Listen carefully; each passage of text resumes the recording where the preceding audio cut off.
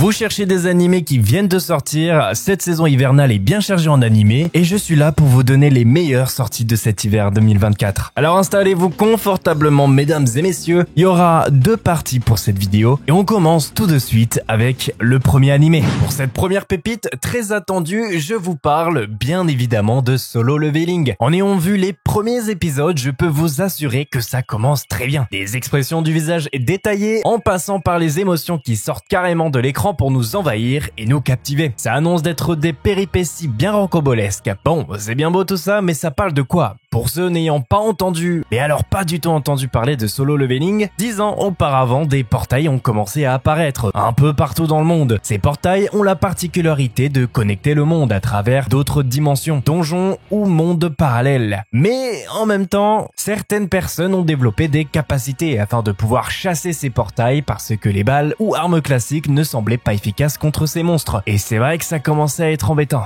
On appelle ceux qui reçoivent un éveil des chasseurs. Song Jingwo est considéré comme le plus faible des chasseurs de rang E, autrement dit, le plus faible parmi les faibles. Mais ce n'est pas pour autant qu'il est désespéré, car lui, derrière, il a une raison de devenir chasseur. Il veut avoir de l'argent afin de payer les soins pour sa mère et les études de sa sœur. Il a donc une grande responsabilité. Un jour, malheureusement, l'équipe se retrouve piégée dans une salle avec des monstres qui ne sont pas du tout du niveau du donjon. Et vous l'aurez compris, ça se passe pas comme prévu. Entre panique, désordre et massacre, on a un premier épisode des plus marquants. Et au moins, on sait dans quoi on s'embarque. À l'heure où j'écris ce script, on n'est que à 3 épisodes et on commence tout juste à commencer les choses sérieuses. Même si depuis le début, on est déjà tous happés par l'animé. Bref, il est dispo sur Crunchyroll, donc foncez dessus, vous n'allez pas être déçus. Mais après la vidéo, s'il te plaît.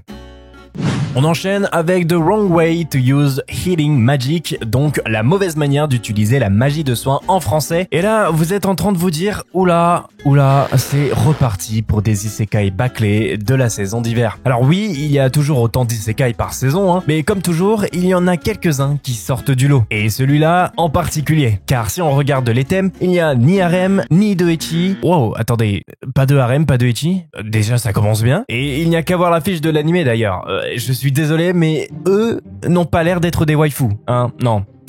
Les seuls suspects sont elle et elle ou il. Bon, bref, laissez tomber. En tout cas, l'image n'attire clairement pas l'attention sur les pseudo-waifus, mais que les persos principales qui sont bien centrés sur l'affiche. D'ailleurs, au niveau des notes, je pense qu'il n'est pas trop mal... Attends, comment ça? 4,9 étoiles sur 5? Avec 12 000 votes? Bon, ok, ça veut pas dire grand-chose, mais limite la perfection en note avec plus de 10 000 votes. Il faut le faire quand même. Avec ces 3 premiers épisodes déjà sortis, je peux vous le dire que la comédie amène de bonnes barres de rire qui sont au rendez-vous. Bref, une fois désamorcé, il est temps de vous parler de l'histoire. Nous, on va suivre Usato Ken, un lycéen sans talent particulier, même pas en sport ou en art plastique. Vraiment, il est... Bon, ok, j'arrête. Un jour, alors qu'il pleuvait et qu'il s'était fait voler son parapluie, coup dur, il resta au lycée pour voir si la pluie allait s'arrêter. Spoiler, non. C'est alors qu'il fera la rencontre des 2 délégués du lycée et les plus populaires, un gars et une fille. Pendant qu'ils marchaient et sympathisaient, ils se retrouvent tous les 3 invoqués dans un nouveau monde. Mais il y a une erreur, notre personnage principal n'était pas censé se téléporter dans ce monde, car seuls les individus ayant une sorte de talent inné pouvaient se faire téléporter. Et Usato Ken, étant dépourvu de talent, est plutôt effacé. Il pensait qu'il serait traité comme une personne inutile dans ce nouveau monde, mais cependant, ils ont étonnamment été gentils. Cependant, il semblerait que la réalité soit différente. En effet, à cause d'un certain talent magique caché en lui, il a été forcé de sombrer en enfer au nom de son apprentissage entre guillemets. Et ne vous en faites pas, c'est une façon de parler, car il semblerait qu'il est doté de pouvoirs magiques de soins qui est très rare. Et la seule personne du royaume sachant la maîtriser, c'est une atroce institutrice qui est très sympa d'ailleurs, mais c'est juste l'entraînement qui se veut plus agité que la moyenne. Et vous aurez compris que c'est un euphémisme quand je dis ça. Chaque épisode, on va suivre un bras cassé suivant un entraînement atroce, tout ça enrôlé dans la comédie bien gérée, sans ecchi ni harem. Franchement, ça fait vraiment plaisir à voir, même si ce genre d'isekai devrait être la norme en 2024, pas de clichés ou de ecchi gênant. Bref, l'anime démarre très bien avec ses 3 premiers épisodes, je vous encourage d'aller le voir, tout se passe sur Crunchyroll. Ok, le suivant se nomme Dungeon Meshi. Tout se déroule lorsque le jeune aventurier Laios et son équipe sont attaqués et battus à plat de couture par un dragon au fond d'un donjon. Ils perdent tout leur argent, leurs provisions ainsi qu'une membre. Et pas qu'une membre d'ailleurs, car les autres ont quitté le groupe après cette défaite très cuisante. Cependant, 3 personnes décident de rester et d'aller chercher leur dernière membre s'étant fait avaler toute crue par le dragon. Voilà, donc le petit chaperon rouge a changé visiblement. Malgré tous ces déboires, ils sont déterminés à retourner sauver leur chaperon rouge. Mais il y a un problème, s'ils partent sans nourriture ni argent, ils sont sûrs de mourir de faim en chemin. Et Laios a une idée géniale. Si on n'a plus de bouffe, et bah y a plus qu'à bouffer les monstres finalement. Voilà, problème réglé. Ouais, bon, j'avoue comme ça a l'air un peu une idée de merde, hein. Mais sur le chemin, ils vont croiser une personne qui va les aider et même les accompagner tout le long de l'aventure. Et il se pourrait que cette personne soit experte dans la bouffe de monstres. Ouais. Ouais.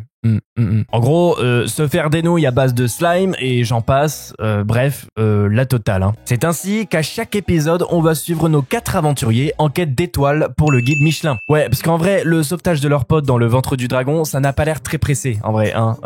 C'est plutôt du second plan finalement. Donc elle restera bien dans le ventre du dragon. Hein, voilà. Et s'ils prennent leur temps à confectionner des plats de chef étoilé à base de basilic, de dragon et j'en passe. Et au final, c'est tout le but de l'animé. On est encore une fois dans une comédie, donc ne vous attendez pas à un truc trop sérieux. Moi personnellement, je regarde cet animé que quand je bouffe. Tout se passe sur Netflix, il possède pour l'instant 4 épisodes à l'heure où j'écris ce script et si la vidéo sort dans les temps, vous aurez sûrement 5 épisodes. Majo Toyaju suit l'histoire de personnages au nom de Hashaf et de Guido, qui sont membres d'une organisation nommée Ordre de l'Écho Noir. Cette organisation a pour objectif d'enquêter sur tous les événements liés à la sorcellerie afin d'éviter tout débordement. En effet, fut un temps, les sorcières dominaient le monde et pouvaient utiliser leur pouvoir magique à mauvais escient. Une défiance s'est créée et des combats ont lieu, parfois en tuant des sorcières qui n'étaient pas spécialement mauvaises finalement. Nous allons suivre nos 2 loustiques bien mystérieux durant cette aventure et d'ailleurs, à l'occasion d'une nouvelle mission, le duo est envoyé dans une ville sous l'emprise d'une sorcière qui a réussi à faire croire aux habitants de toute la ville qu'elle était leur bienfaitrice. Une mission qui ne manquera pas de toucher personnellement Guido, dont l'objectif est de se venger d'une certaine sorcière. Et c'est ainsi que commence l'histoire. Comment vont-ils s'en sortir? Pour leur première mission, qu'est-ce qui va se passer? Et bah pour le découvrir, allez voir Majo Toyaju. J'ai bien aimé l'univers de l'animé et les 2 personnages principaux qui sont très mystérieux, avec un personnage féminin bien badass, bien vénère contre les sorcières et est prête à tout pour se venger, et le mec pas trop démonstratif, plus réfléchi. On a là un duo vraiment sympa, j'ai donc hâte de voir ce que la suite va donner, que ce soit durant les combats ou le sort de slice of life qu'il y a. Je me demande aussi s'ils vont réussir à trouver cette fameuse sorcière qui a jeté la malédiction à Guido, et sinon pas grand chose d'autre à dire à part d'aller jeter un petit coup d'œil, ça se passe sur Crunchyroll. Merci d'avoir regardé cette vidéo, une partie 2 arrivera très bientôt, c'était Ushio, salut.